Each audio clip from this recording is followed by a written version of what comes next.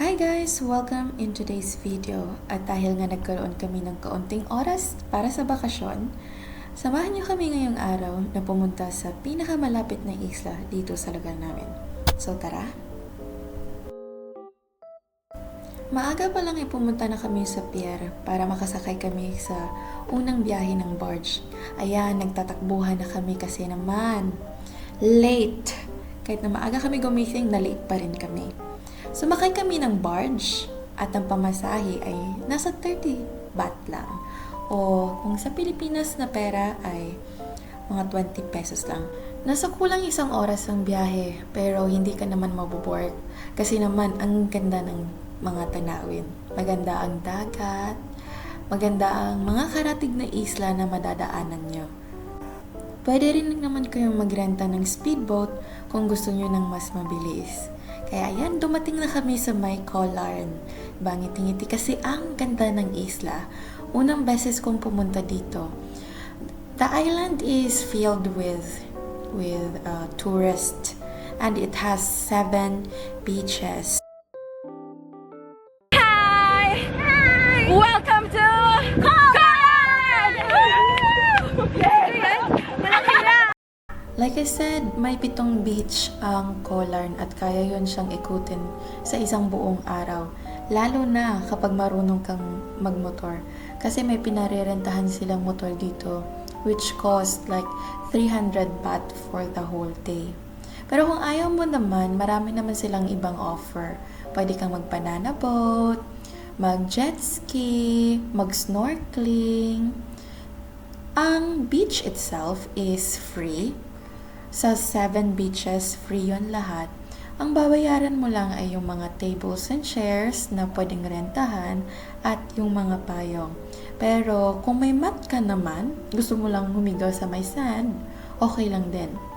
Koh Larn also has hotels, cafes, and restaurants. And as you can see, ang ganda ng tubig.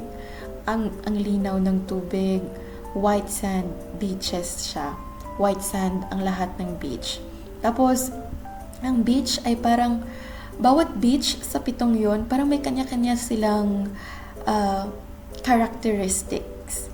Parang sa isa dito, konti ang alon. Sa isa, doon kayo pwedeng mag-surfing kasi malalaki ang alon.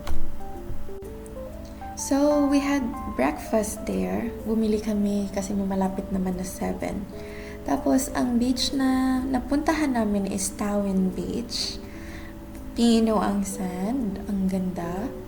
Tapos, ang ganda ng tubig. Clear, malinis.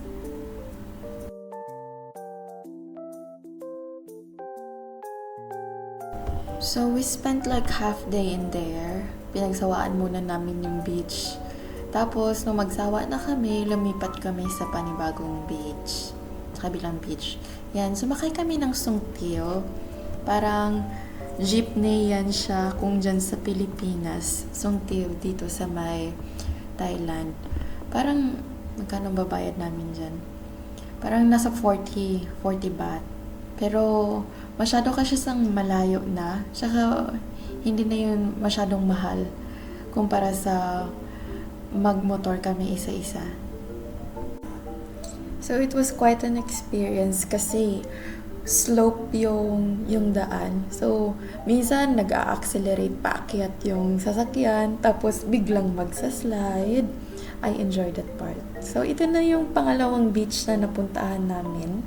Maganda rin siya. Kumpara doon sa kabila, less crowded ito siya. Tsaka sumausaw lang kami. Sumausaw lang kami ng sandali dahil hinahabol namin yung last trip ng barge kasi hindi naman kami nag-book ng hotel dito. Pero you can book hotel ha. You can book hotel. So, look at that. Okay, pauwi na kami niyan. Ayan, pauwi na yan. Tapos, parang literal naming hinabol yung barge. So, bye-bye again. See you next time. Mwah.